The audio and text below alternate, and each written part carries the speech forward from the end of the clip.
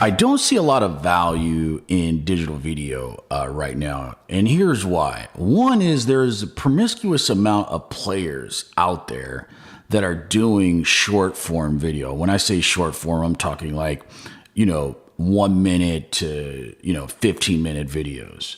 Google and Facebook are in that pot. And I'm not just talking about ISIS videos and all that stuff.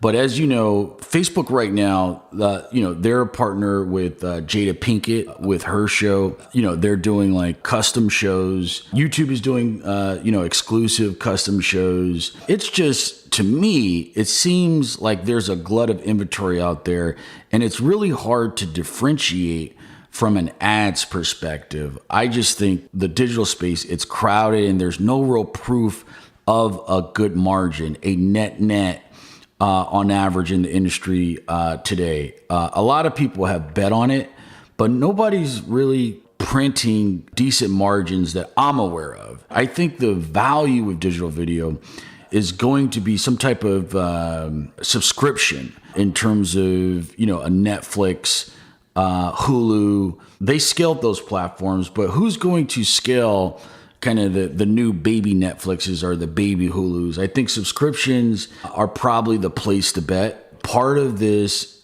is if, everybody's doing it, it's going to be hard for that to be the right bet.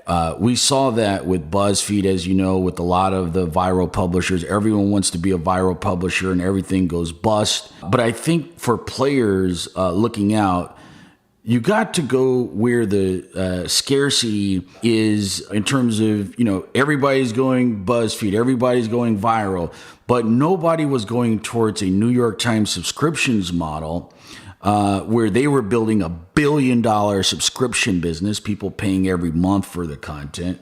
Quietly, they're not making a lot of noise about it. They're just doing the work with a great brand, building $1 billion subscription business of revenue. But everyone, they were talking, hey, you got to be social. No one goes on directly to the platforms anymore. You got to be like BuzzFeed. You got to, try to exploit these social, virality, blah, blah, blah. And then all that stuff crashes.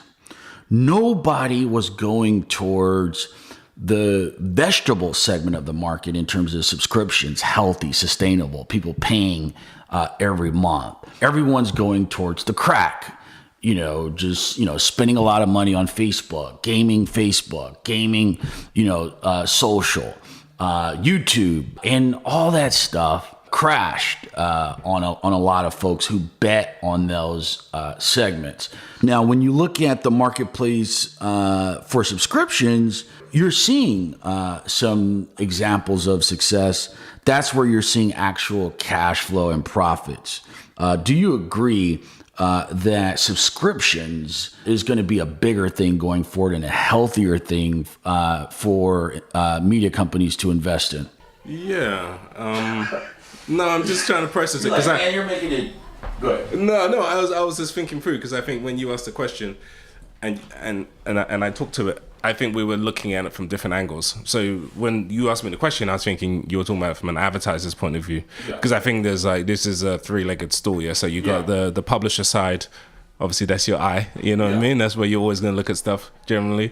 Then you got the advertiser side, and then you got the consumer side. I think the consumer's loving it, loving this, explosion of video. Yeah, because if you look at the stats, every year those numbers go up. Consumers are consuming more and more of it across multiple platforms. That's rising every year. So that's creating demand. Okay, from the advertiser side, advertisers are chasing it. They love telling those stories, using their brand stories using video. So the advertisers check. What they want though is some of the guarantees, the peace of mind that you get in television. You know what I mean? Around viewability, brand safety, all that kind of stuff. So when you flip it and you come to the publisher side, I agree with you. It's hard to win that game when so many people are in the game. But do you remember back in the day, in the search engine days, there was a lot of search engines. Remember Excite, Alta Vista? Yeah. So that search wasn't a bad business in the end. It's just that you needed a winner to emerge. Yeah. And that happened. So I think we'll see in this space winners emerge. The problem I see right now, though, with the subscription model around video is that I tell you what, when I get home and I try to flick channels now, I've got my Hulu, I've got my Amazon, I've got my Netflix. I think I might have signed on to a couple of other things, and one for the kids. I've got too many, man. Yeah. And there's just not, and every other week there's a new one. Yeah.